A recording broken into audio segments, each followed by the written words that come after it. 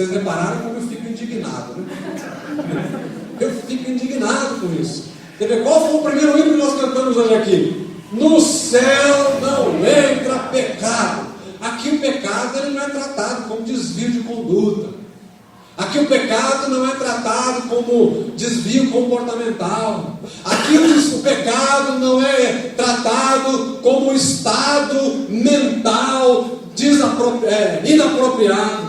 Aqui o pecado não é tratado com os nomes que a sociologia ou que a psicologia tem dado a pecado. Eu não tenho nada contra a sociologia, eu não tenho nada contra a psicologia, mas eu tenho tudo a favor da Bíblia. E a Bíblia diz que se você transgride o mandamento de Deus, você cometeu pecado. A Bíblia diz que se você vive na prática do pecado, você não pode esperar a graça de Deus, que Ele falou aqui muito longe já. A Bíblia diz que se o pecado alegra o seu coração, é muito provável que a palavra de Deus não está habitando o seu coração. A Bíblia diz que se você tem prazer no pecado, você não pode ter prazer na lei de Deus. Então Deus não vai ter prazer em levar você para o céu. É simples assim, irmão. Não precisa enfeitar o pavão, não precisa inventar a roda. A Bíblia está aí para quem quiser ler. A Bíblia conta isso há mais de 2000 anos. Nós não vamos inventar aqui uma religião, não vamos inventar uma pregação. Não, quanto mais simples, melhor. Eu acredito que se eu for simples com vocês vão entender. Mark Dever então escreveu sobre as 9 marcas de uma igreja saudável. Outro escritor, Kennedy Gage, escreveu sobre 5 marcas da igreja saudável. Eu quero falar só sobre 3 marcas desse texto. Primeiro, quando nós lemos aí no livro de Atos, e também há um movimento aí fora a respeito disso. Será que o movimento diz o seguinte: será que nós devemos olhar para a igreja de Atos e buscar nela um modelo? Ou a igreja de Atos não serve de modelo para nós hoje, no ano 2012, lá no Jardim Belmonte? Porque a nossa realidade é outra. O nosso pastor presidente está na televisão, está na internet, nosso culto é sempre transmitido pela internet. Um dia desse eu preguei, tem gente aceitando.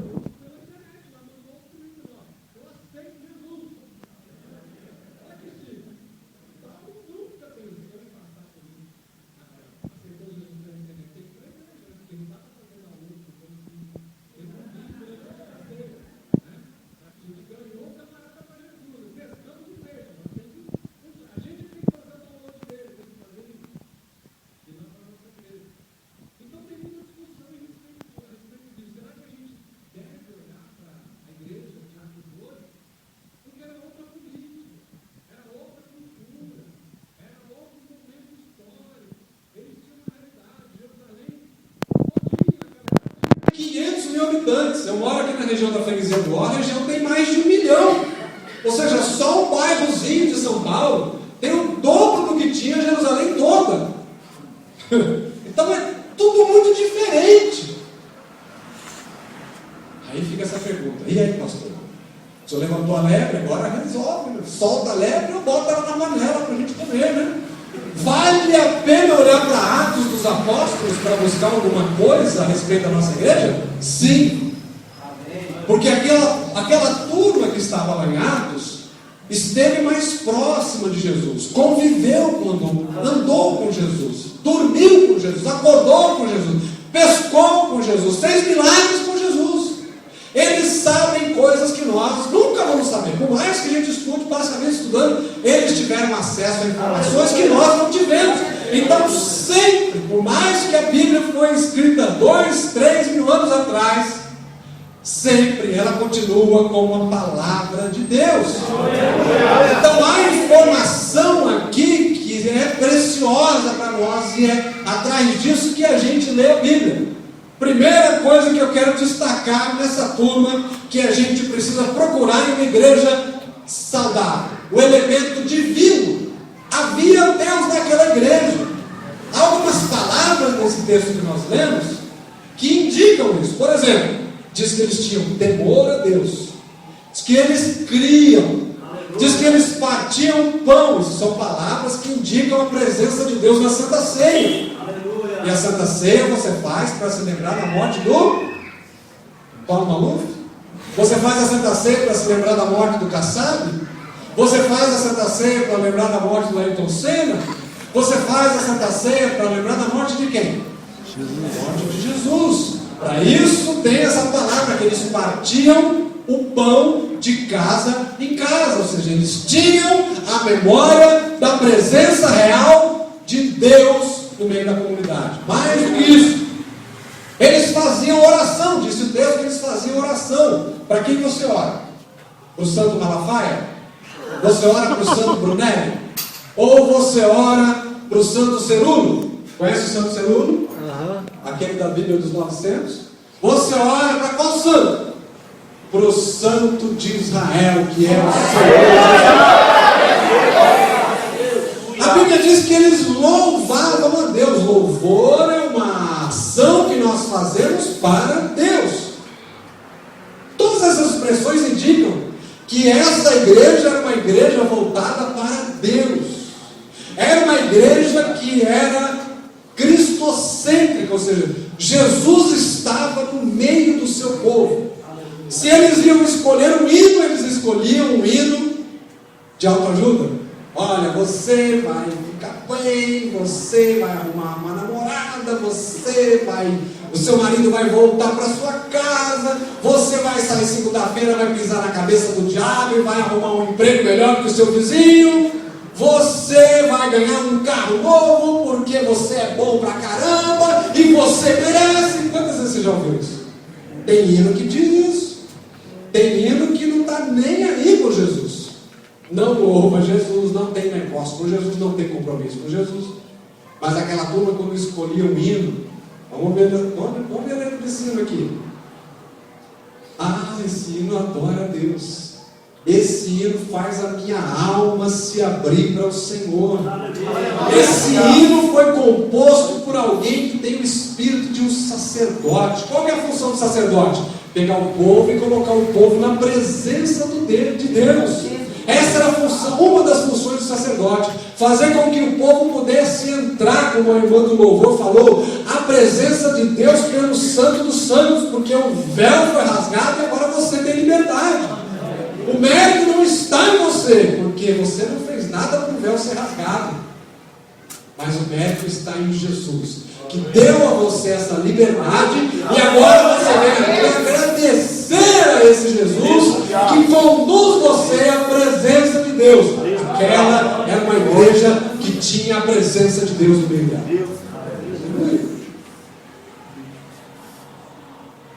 Eu sou muito cabreiro com algumas orações. Tem algumas orações que não tem nada a ver com o que a gente aprende na Bíblia, né? Por exemplo, aquela que as pessoas oram, aí ganham a bênção, e aí vem na igreja dizer assim: meu irmão, sabe como é que eu consegui essa vitória? Eu coloquei Jesus na parede. Coloquei Jesus na parede, irmão. Não é possível. Você sabe que quando eu era besta, novo convertido, eu meio besta, né? Eu também já fui besta, novo convertido. Lembra que eu falei que tinha um monte de promessas? Jesus, todo ciclo de oração, uma promessa disso, uma promessa daquilo. Deus vai abrir a porta, Deus vai suprir as necessidades, e as portas só fechando. E as profecias diziam o quê? Que olha, Deus vai te abençoar, a porta vai abrir. Eu olhava para a minha vida, a porta fechando.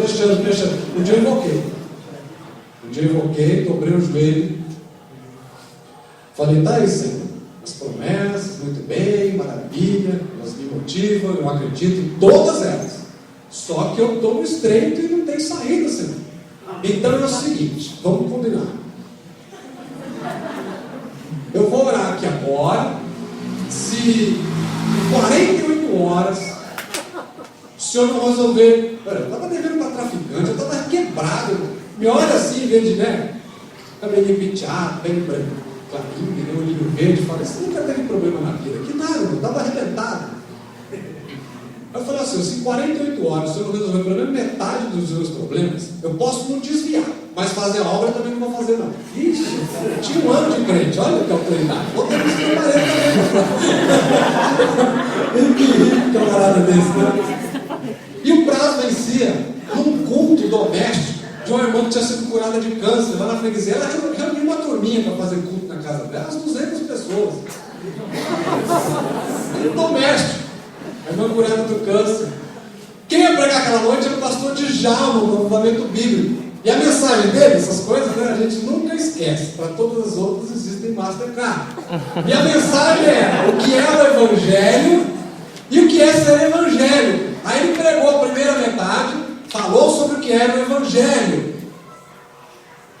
Na segunda metade ele falou assim: vamos dizer o que é ser Evangelho. Aí ele começou. Pai tá do negrão, elegantou toda a vida, né? Ser Evangelho não é você dobrar o seu joelho no seu quarto e dizer para Jesus: Jesus, se em 48 horas o Senhor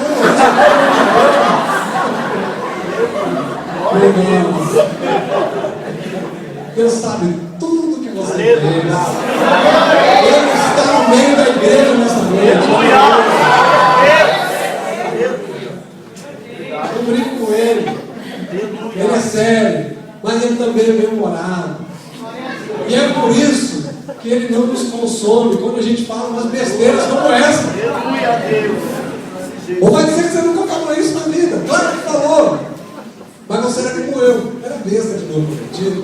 Olha, irmãos, Jesus vai abençoar você no momento dele, porque a promessa é dele, a obra é dele, o recurso dele é dele, você é dele, o tempo é dele, e ele vai te abençoar na hora certa.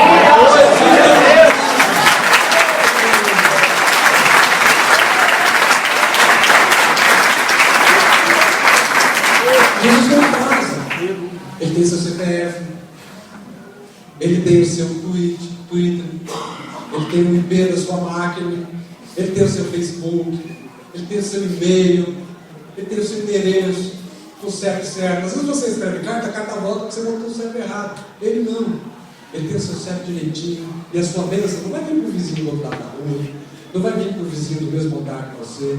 Aquilo que é seu vem na sua mão. Mas seja um crente que olha para Jesus. Hebreus diz: olhando para Jesus, autor e consumador da nossa fé. Não olha para a direita, não olha para a esquerda, não olha para o pregador que é famoso, não olha para o outro que é bem sucedido, não olha para mim, não olha para ele. Ouça o que eu digo, ouça o que ele faz com você como pastor, mas coloque a sua fé em Jesus.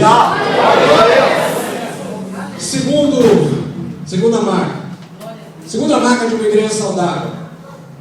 Naquela igreja haviam sinais distintivos de igreja, sinais que distinguiam aquele grupo como uma igreja. Um clube, ele tem as marcas de um clube. Por exemplo, o Verdão é o campeão do século XX. Todo mundo sabe disso. Ô glória! Não, eu não estou dizendo não, isso está escrito na história, foi quem ganhou mais títulos. Não é o título, você é corintiano. A sorte não sorriu para todos. Uma empresa tem uma marca, tem uma característica. Você sabe quando ela é uma empresa por causa das características de uma empresa. Uma igreja, ela tem que ter marcas de igreja, ela tem que ter características de igreja. Lá tinha, por exemplo, a doutrina dos apóstolos era ensinada para aquele grupo. Eles tinham o ensino bíblico único e comum. Não era cada um dizia uma coisa, era um ensino. Eles ensinavam o que os apóstolos ensinavam. Eles reproduziam o ensino dos apóstolos.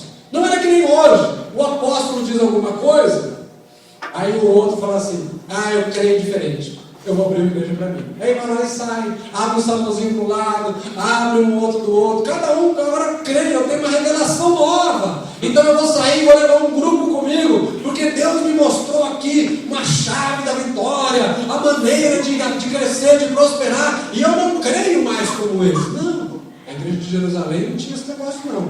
Era o ensino dos apóstolos. Aquilo que o apóstolo ensinava era o que valia. Se você não quer seguir os ensinos dos apóstolos, ou você se converte, ou perder salvações, amigo. Vai procurar a sua outra turma, vai para outro lugar. Mas igreja você não está querendo fazer parte.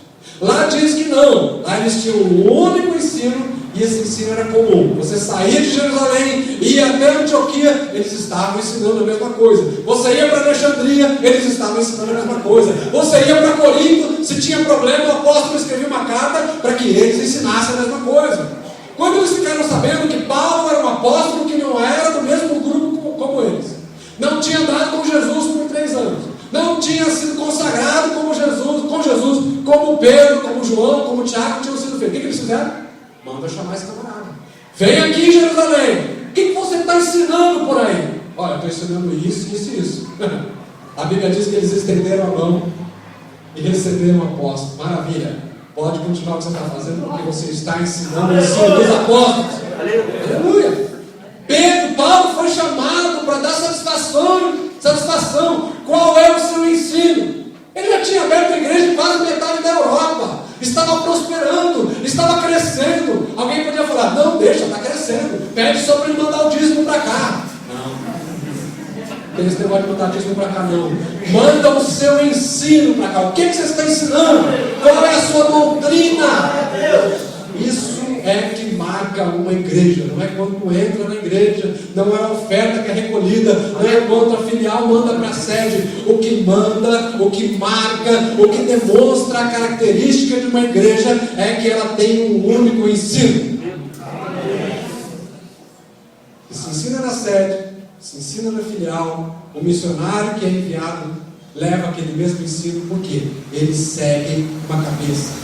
Outra coisa, eles ensinavam que Jesus é o Senhor. Pega lá e leia o livro de Atos. Se você nunca leu, leia, 28 capítulos só. É rapidinho. Você vai ver algumas diferenças, até do que a gente prega hoje. Eles ensinavam sobre Jesus o seguinte: primeiro, Jesus é o Senhor. Eles não ficavam falando que Jesus é o Salvador, não. Não. A Bíblia no Novo Testamento chama Jesus de Senhor quase 300 vezes. Senhor. E a Bíblia chama Jesus de Salvador mais ou menos uma dúzia de vezes só. Tem gente que quer o quê? Só o Jesus Salvador. Salva o meu casamento que está arruinado, Jesus. Salva a minha empresa que quebrou, Jesus. Salva a minha profissão, Jesus. Salva meu filho que está nas drogas, Jesus. Salva a minha casa que está na beira do tudo. Está aqui construído num terreno irregular, está na beira do precipício, a próxima chuva ela vai cair. Eles não ensinavam isso, não. Eles ensinavam, se o Senhor Jesus for Senhor no seu coração, Ele vai salvar toda a sua família. Crê no Senhor Jesus, será salvo a tua casa. Para que você tenha o Jesus Senhor, o Salvador, você tem que ter primeiro Jesus Senhor. Ele tem que entrar na sua vida, no seu coração, na sua alma, na sua mente, no seu espírito. Ele tem que mudar você, Ele tem que transformar você. Você tem que se converter de verdade. E aí você vai ter a sua salvação. A Bíblia diz que eles ensinavam o nome. O nome, várias vezes no livro de Atos, aparece lá. E percorriam uma região ensinando o nome. Hoje a gente ensina o quê? O segredo. Hoje a gente ensina o quê? A chave. Hoje a gente ensina os 7 passos, as 3 maneiras, os 12 modos. Mas o nome muitas vezes a gente não se lembra. Aleluia.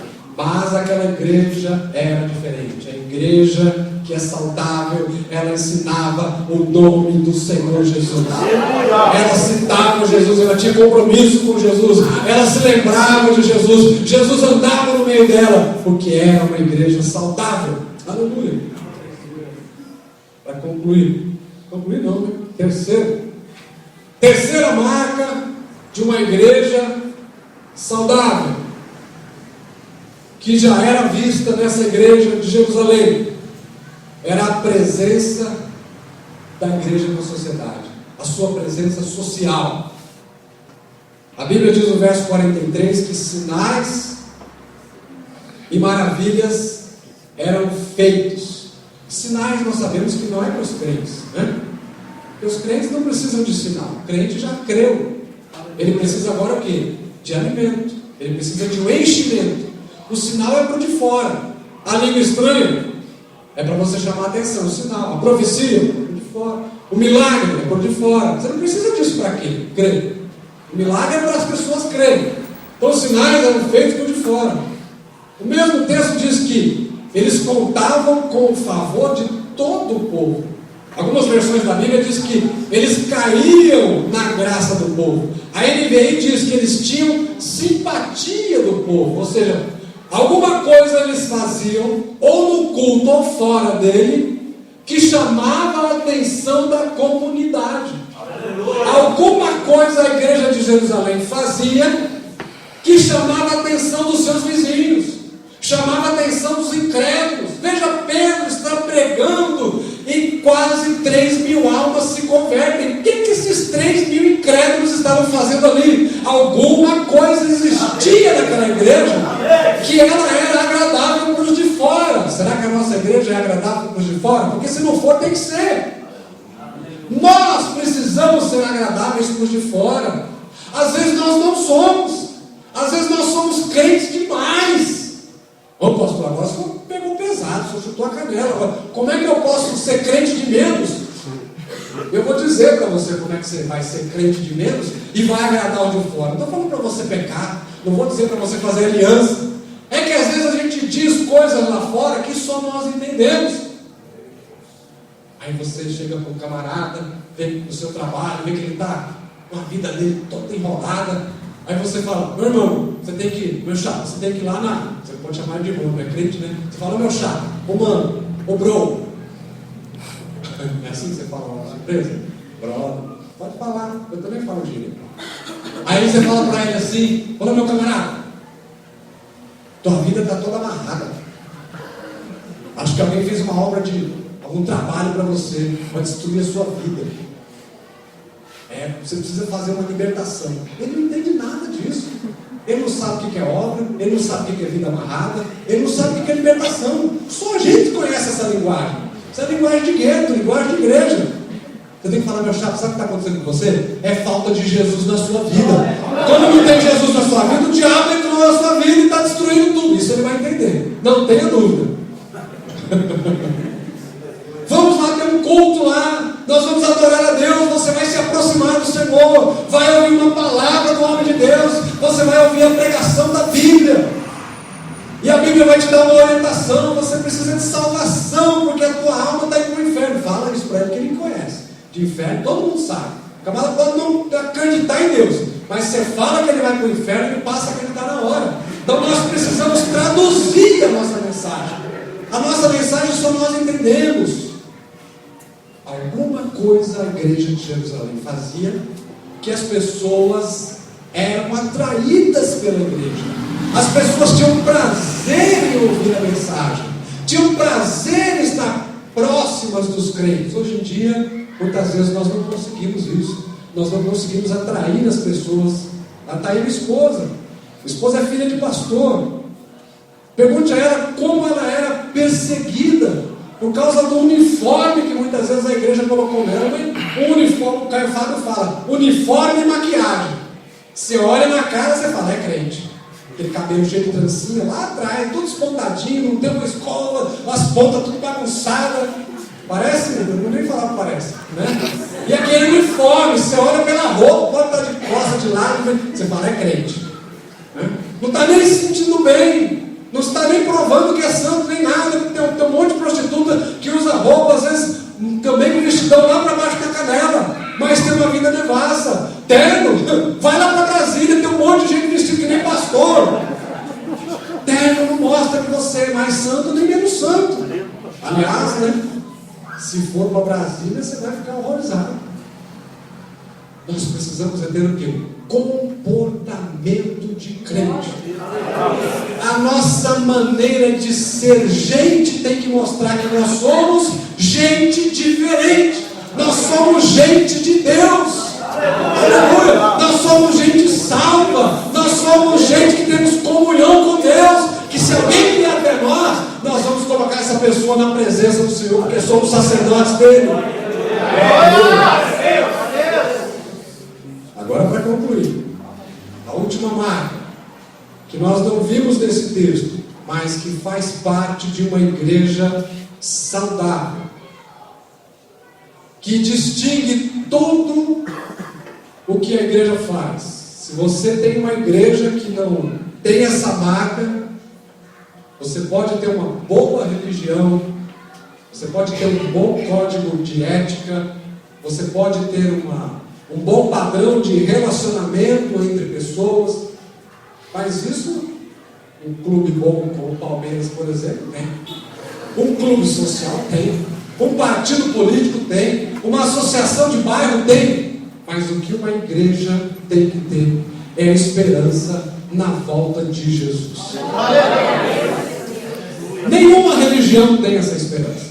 Se você procurar os budistas, eu costumo dizer isso, as religiões orientais, eles buscam um equilíbrio entre material e espiritual. É o que eles chamam de nirvana. Quando eles atingirem o nirvana, eles terão equilibrado o material e o espiritual. É aquele emblema do Yin e Yang que a Town & Country usa como logotipo das suas roupas, né? Quando eles atingem o equilíbrio, eles entram no estado de nirvana, e é isso que as religiões orientais ensinam. Se você vai no kardecismo, eu fui kardecista, eles falam, se você não conseguir ser bom aqui nessa vida, na próxima encadernação você pode ficar. Mas e se não tiver a próxima encadernação? Se não tiver uma próxima vida aqui na Terra, aí você perdeu o tempo aqui e perdeu a oportunidade de se tornar alguém bom, né? No catolicismo eles falam, se você não conseguir ser bom aqui, você vai para onde? Vai para o purgatório. A Bíblia não diz que tem purgatório. E eles ensinam que tem um purgatório para os adultos e um limbo para as crianças. E o Bento XVI assinou agora um decreto abolindo o limbo, acabou com o limbo. Só que ele não falou onde ele pôs as criancinhas. Tem que ter distribuído, distribuiu para aquele pessoal que gosta de molestar a criança. Mas o cristianismo evangélico, ele não fala que você tem que procurar equilíbrio entre material e espiritual. Ele não fala, os muçulmanos acreditam que você tem que fazer obras, bem lembrado, você tem que fazer obras, muitas obras, chega lá, pode ser que Allah vá com a sua cara. Se ele não for, isso está escrito no Corão, se ele não for com a sua cara, Allah pode mandar você queimar no mármore do inferno. Tá? Ou seja, você rala e pode ser que você não se dê bem. Então, irmão, a melhor coisa que nós temos a fazer é o que diz a palavra de Deus. Quando ouvires a voz do Senhor, não endureçais o vosso coração. Moisés escreveu, eis aqui a vida e a morte. Escolhe, pois, a vida para que vivas. Aleluia. Se você tem a oportunidade de aceitar a Jesus, aceite a Jesus. Se você tem a oportunidade de se aproximar de Jesus, aproxime-se mais de Jesus. Se você tem a oportunidade de orar mais, ore mais. Se tem a oportunidade de estar mais na igreja, esteja mais.